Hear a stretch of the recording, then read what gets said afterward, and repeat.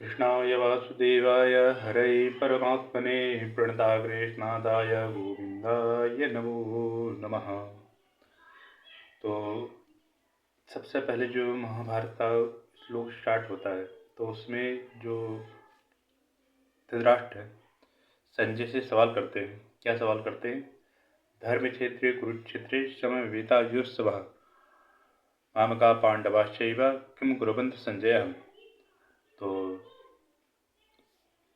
हे संजय, धर्म भूमि कुरुक्षेत्र में युद्ध की इच्छा से एकत्र हुए तथा पांडु के पुत्रों ने क्या किया है उसका तात्पर्य इसमें समझाया गया है। भगवत गीता एक बहुत पठित अस्त्र विज्ञान है जो गीता महात्म्य का सार रूप में दिया हुआ है। इसमें यह उल्लेख है कि मनुष्य को चाहिए कि वह श्री कृष्ण के भक्त की सहायता से समीक्षण करते हुए भगवत गीता का अध्ययन करे और स्वार्थ प्रेरित व्याख्याओं के बिना उसे समझने का प्रयास करे। अर्जुन ने जिस प्रकार से साक्षात भगवान कृष्ण से गीता सुनी है उसका उपदेश ग्रहण किया है, इस प्रकार की स्पष्ट अनुभूति का उदाहरण भगवत गीता में ही है। जैसे जो उसमें बताया गया है, जैसे भगवान कृष्ण ने जब महाभारत हो रही थी तो उसमें जो भगवान कृष्ण ने उपदेश दिया कृष्ण ने अर्जुन जी को, तो वो साक्षात जो शब्द है ना उनकी बॉडी एक प्रकार से जो महाभारत ग्रंथ है एक प्रकार से उनकी बॉडी ही बोल सकते हैं। ठीक है, इस प्रकार स्पष्ट अनुभूति का उदाहरण भगवत गीता में ही है। यदि उसी गुरु परंपरा से जीव निजी स्वार्थ से प्रेरित हुए बिना किसी भी भगवत गीता समझने का सौभाग्य प्राप्त हो तो वह समस्त वैदिक ज्ञान तथा विश्व के समस्त शास्त्रों के अध्ययन को पीछे छोड़ देता है। पाठक को भगवत गीता में न केवल अन्य शास्त्रों की सारी बातें मिलेंगी अपितु ऐसी बातें भी हैं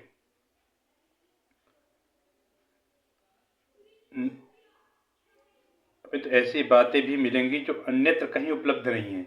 यही गीता विशिष्ट मानदंड है। स्वयं भगवान कृष्ण के द्वारा साक्षात्कारित होने के कारण यह पूर्ण आस्तिक विज्ञान है। महाभारत में वर्णित धृतराष्ट्र तथा संजय की वार्ताएं इस महान दर्शन के मूल सिद्धांत का कार्य करती हैं। माना जाता है कि इस दर्शन की प्रस्तुति कुरुक्षेत्र के युद्ध स्थल में हुई जो वैदिक युग से पवित्र तीर्थ स्थल रहा है। जो कुरुक्षेत्र हमारा हरियाणा में है उसकी बात। इस प्रकार प्रवचन भगवान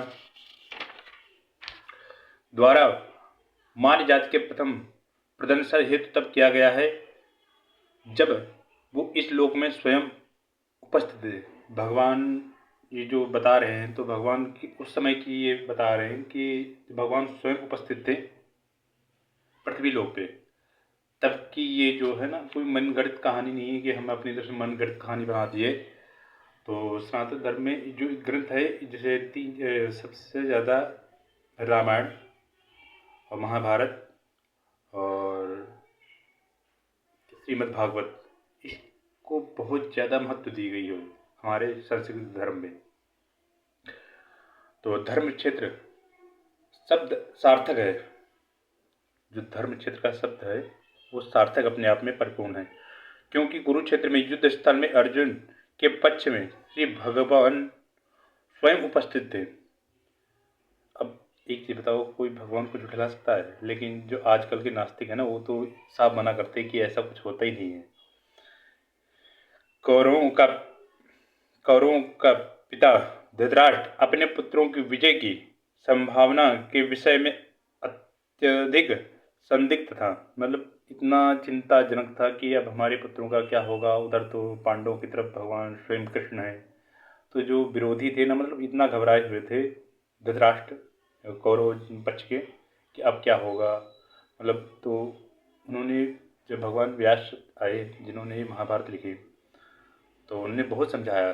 देखो कहते हैं विनाश काल विपरीत बुद्धि, जिसको समझ में आना होता तो समझ जाता, नहीं समझना होता ना तो कितना समझा लो वो नहीं समझ सकता है। तो इस चक्कर में सबने समझाया धृतराष्ट्र को कि अपनी हरकतें सुधार लो, अपने पक्ष जो सही है। देखो, राजा के लिए मोह किसी चीज़ का नहीं चलता है। परिवार हो, परिवार का भी, राज्य का अगर मोह करता है ना, तो वो राज्य जो होता है क्षतिग्रस्त हो जाता है।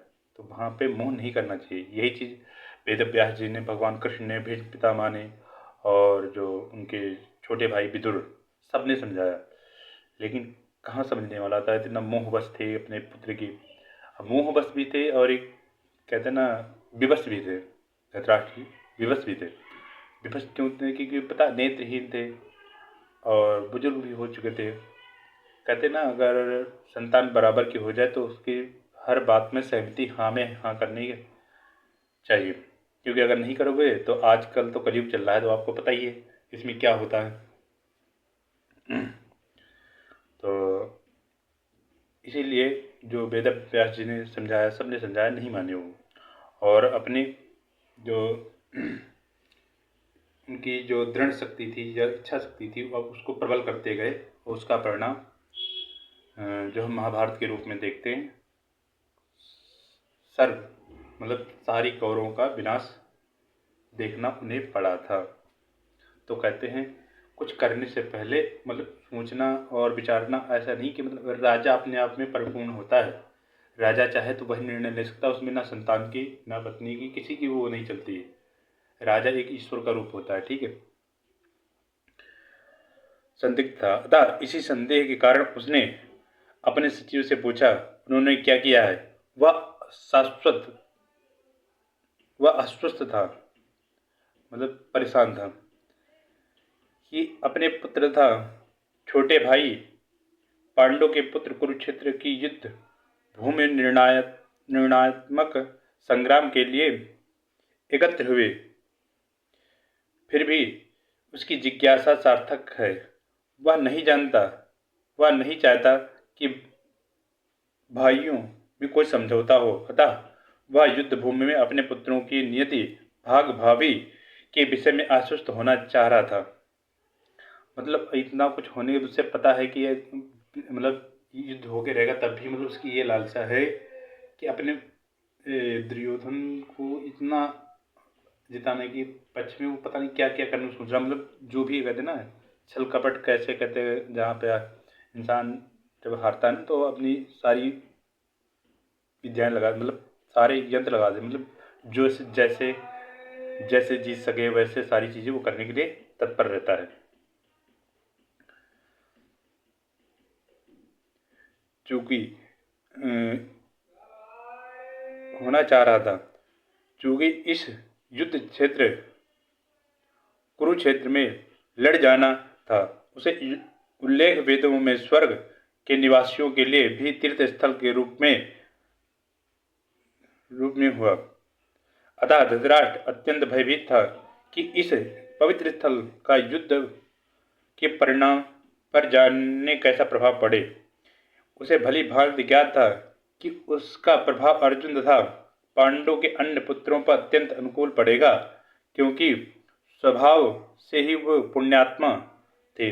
संजय और व्यास का शिष्य था, अतः उनकी कृपा संजय धृतराष्ट्र के कक्ष में बैठे बैठे कुरुक्षेत्र के युद्ध स्थल का दर्शन कर सकता था।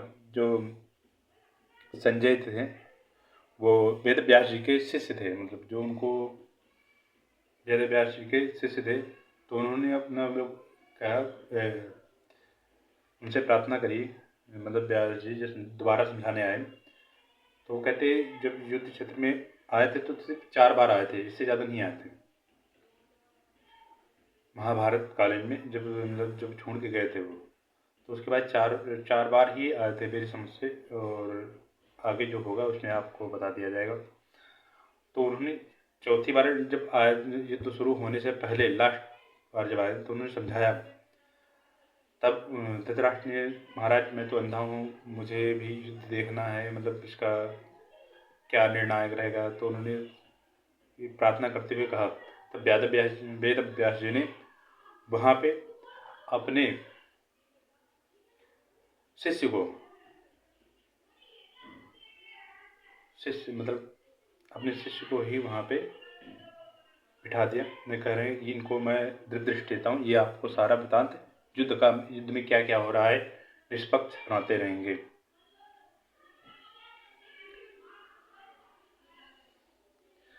अतः उनकी कृपा से संजय धृतराष्ट्र के कक्ष में बैठे बैठे कुरुक्षेत्र युद्ध स्थल का दर्शन कर सकता है। इसलिए धृतराष्ट्र ने उनसे युद्ध स्थल की स्थिति के विषय में पूछा।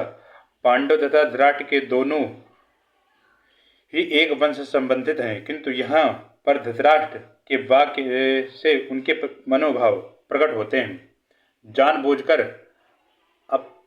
जानबूझकर अपने पुत्रों को कुरु कहा और पांडव पुत्रों को वंश के उत्तराधिकारी से विलग कर दिया।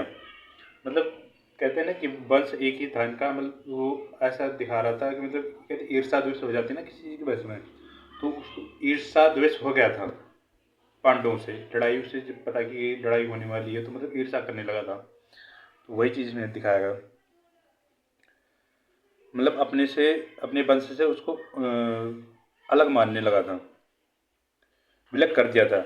इस तरह पांडु पुत्रों के अर्थात अपने भतीजों के साथ धृतराष्ट्र की विशिष्ट मन स्थिति समझी जा सकती थी।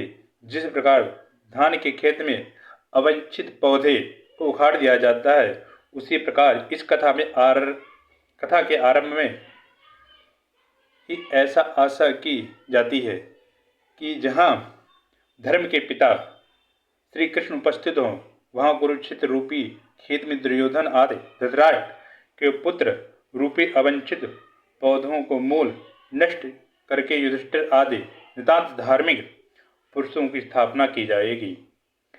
धर्म क्षेत्र तथा कुरुक्षेत्र शब्दों की उनकी ऐतिहासिक तथा वैदिक महानता के अतिरिक्त यही सार्थकता रही है। अब जो हम अगला करेंगे पैराग्राफ, तो उसमें आपको बताएंगे जो दूसरा श्लोक आएगा, तो उसमें संजय बताते हैं। अब तक इसमें जो युधिष्ठिर जी धृतराष्ट्र पूछ रहे थे संजय से, तो मतलब उसने अपनी भावनाओं को व्यक्त करते हुए इसमें बताया कि उनकी भावना कैसी थी पांडवों को प्रति और क्या क्या जो परिणाम था वो सारी चीज़ बताई गई थी। अब जो है युद्ध के बारे में, मतलब युद्ध क्षेत्र में क्या क्या हो रहा है वो अगले श्लोक में, और पांडवों की या कुरुक्षेत्र की व्याख्या यहाँ पे संजय धृतराष्ट्र के सामने रखेंगे। तो हम आपको मिलते हैं अगले एपिसोड में। तब तक जी राधे राधे, जय श्री कृष्ण।